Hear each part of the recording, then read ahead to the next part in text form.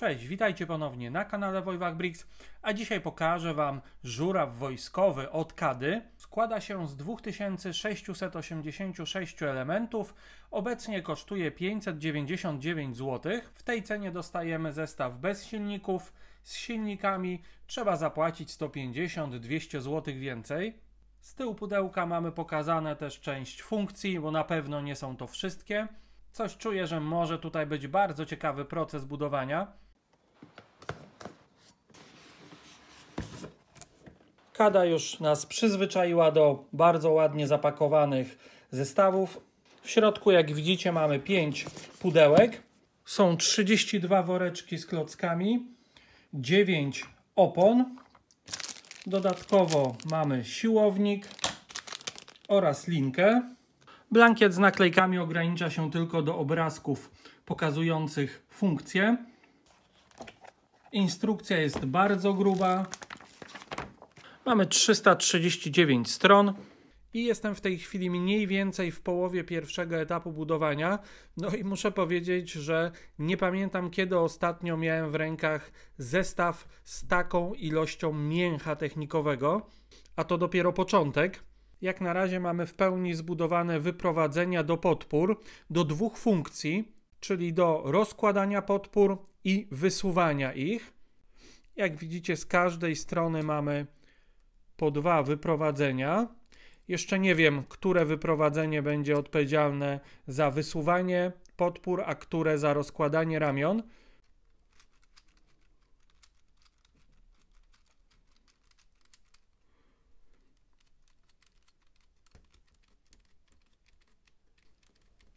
Jak do tej pory proces budowy jest bardzo wymagający. Trzeba być bardzo skupionym, żeby nie popełnić jakiegokolwiek błędu. Warto też mieć pod ręką jakąś pensetę, z tego względu, że niektóre koła zębate, które musimy osadzić na akslu, są w takich miejscach, że nie ma szans, żeby dojść do tego miejsca palcami. Zakończyłem pierwszy etap budowy i mamy już gotowe całe serce żurawia. Są 3 przekładnie, za pomocą których będziemy zmieniać funkcje. Pierwsza z nich jest tutaj i za jej pomocą będziemy przerzucać moc silnika albo na napęd, albo na siłownik, którym będziemy podnosić i opuszczać ramię. Tą przekładnią będziemy przerzucać moc na podpory. Z drugiej strony będziemy uruchamiać obrót, wysuwanie ramienia oraz zwijać i rozwijać linę z hakiem. Nadal jest bardzo gęsto, proces budowy cały czas jest bardzo interesujący. Zmienianie funkcji, jak widzicie, działa bardzo precyzyjnie i bardzo lekko. Ale tutaj to wygląda dosyć standardowo. Z kolei tutaj mamy bardzo ciekawie rozwiązaną tą przekładnię. Sterujemy nią za pomocą tego czarnego koła zębatego. Tutaj, jak widzicie, mamy element ślimakowy. Dzięki temu nie trzeba dużej siły używać do przełożenia tutaj tej funkcji. I co ciekawe, pierwszy raz chyba widzę coś takiego, żeby opierało się to na czerwonym pręcie. Działa to bardzo fajnie i bardzo lekko. Właśnie skończyłem drugi etap budowania, no i nadal jest gęsto, nadal jest soczyście, nadal jest mnóstwo mięcha. Nie ma nawet chwili na jakąkolwiek nudę. W drugim etapie budujemy m.in. zawieszenie. Mamy tutaj zawieszenie zależne. Napęd jest na obie tylne osie. Są 2 dyferencjały.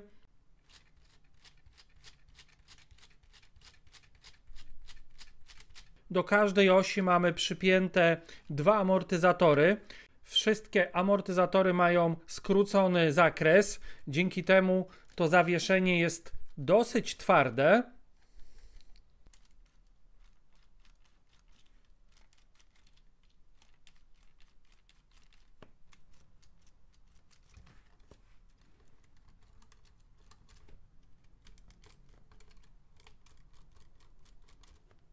Obie przednie osie są skrętne.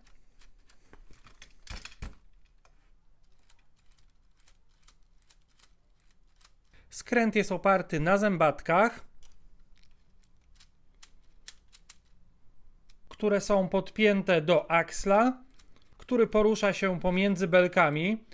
Wygląda to na bardzo mocno usztywniony skręt. Bardzo podoba mi się to rozwiązanie. Praktycznie nie wyczuwam tutaj żadnych większych luzów. Dodatkowo mamy zamocowane 4 siłowniki, które będą odpowiedzialne za otwieranie i zamykanie ramion podpór. Tutaj z przodu z kolei mamy już wyjścia do wszystkich 3 silników. Serwomotor, silnik L odpowiedzialny za napęd i siłownik główny oraz silnik M, który będzie odpowiedzialny za pozostałe funkcje. Skończyłem właśnie 3. etap budowy, w którym to konstruujemy wszystkie 4 podpory. Zajrzyjmy do mechanizmu. Tutaj mamy wyjście przez kardan i aksle do siłownika, który będzie nam wysuwał podporę. Tutaj jest podpięty drugi siłownik, który jest odpowiedzialny za rozłożenie ramienia. Jestem na początku 4. etapu budowania i zanim zabuduję tutaj te mechanizmy, to chciałem Wam je pokazać. Jak widzicie, mamy już podpięty siłownik do podnoszenia i opuszczania ramienia. Do koła zębatego piaskowego jest już podpięty obrót żurawia. Z kolei tutaj mamy wyjście z niebieskiego koła zębatego na lewo, przejście do kolejnej przekładni, którą będziemy zmieniać 2 funkcje: wysuwanie ramienia i zwijanie, rozwijanie linki z hakiem. Tutaj te obrazki mogą trochę wprowadzać w błąd, ponieważ wynikałoby z nich, że mamy tutaj 3 funkcje, ale to wygląda w ten sposób, że przekładając wajchę na prawo przechodzimy do wyboru jednej z tych 2 opcji właśnie na tej górnej przekładni, a przekładając wajchę w lewo korzystamy z funkcji obrotu żurawia. W dalszej części 4. etapu mocujemy szpulę. Tutaj jest wyjście poprzez element ślimakowy, idzie to przez piaskowe koło zębate, następnie sprzęgło. No i tutaj już mamy połączenie ze szpulą.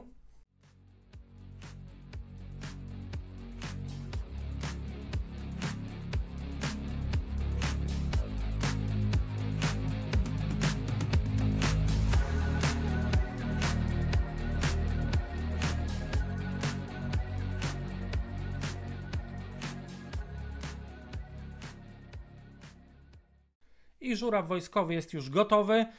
No, muszę powiedzieć, że jest to jeden z najlepszych, o ile nie najlepszy zestaw, który przeszedł przez moje ręce. Proces budowy jest fenomenalny. Można powiedzieć, że ten zestaw jest wypchany po brzegi mięchem technikowym.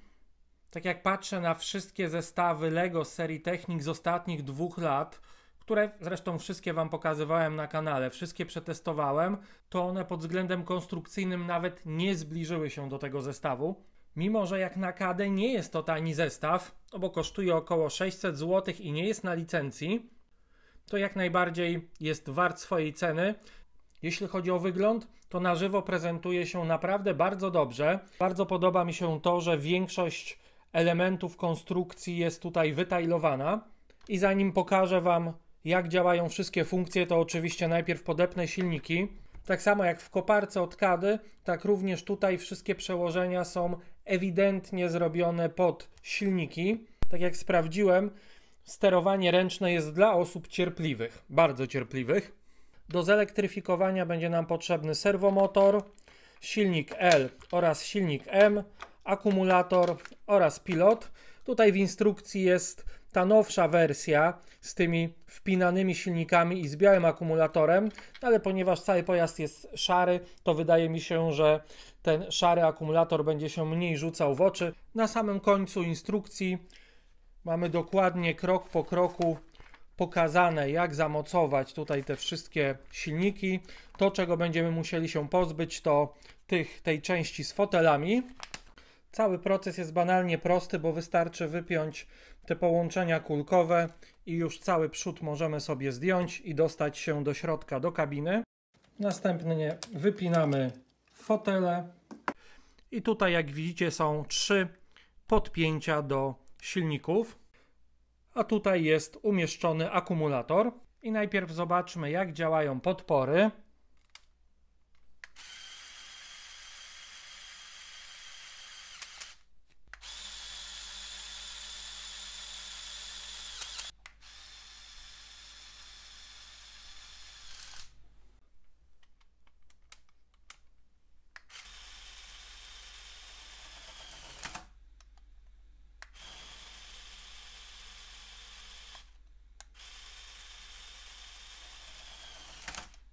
Teraz zobaczmy, jak działa obrót.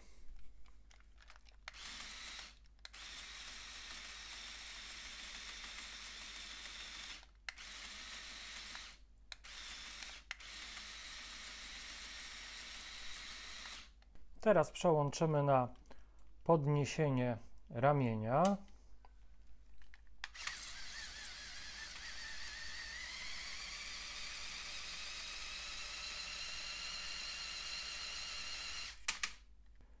Teraz zmieniam na wybór opcji tutaj tym kołem i tu możemy wybierać pomiędzy wysuwaniem ramienia oraz rozwijaniem linki. I najpierw sobie rozwiniemy trochę linki.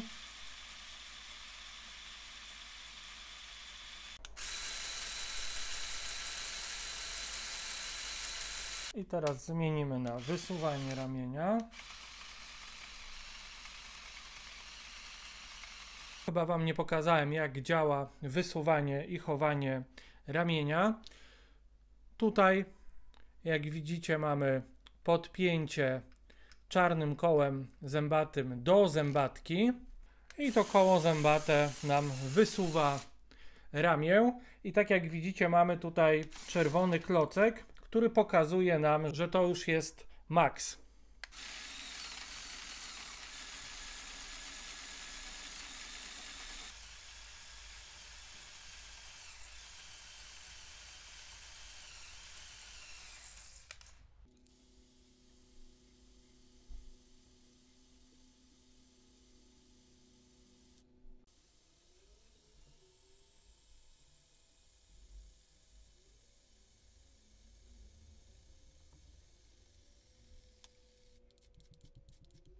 Jeśli chodzi o udźwig, to tak jak mogliście zauważyć, przy wadze 1,25 kg silnik się już poddał. Teraz zobaczmy sobie, jak jeździ.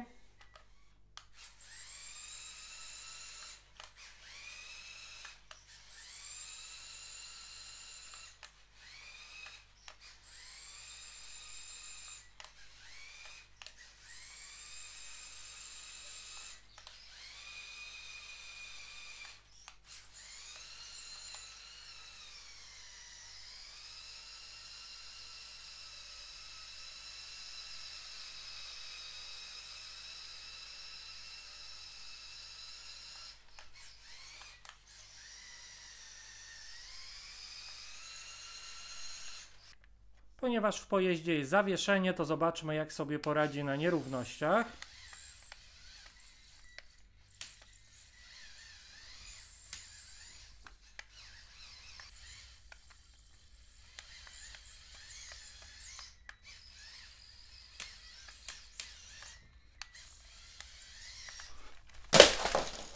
Po upadku na szczęście odpadł tylko przód kabiny, więc jest wszystko ok. Żadne mechanizmy nie ucierpiały. Co do jazdy, to na terenie płaskim radzi sobie bardzo dobrze. W sytuacji, kiedy jeździmy nim po nierównościach, słychać trzaski. W zestawie dostajemy dodatkowo 5 kardanów, więc myślę, że Kada bardzo dobrze wie, że prędzej czy później któryś może strzelić. Jeszcze pokażę Wam od dołu, jak to wszystko działa.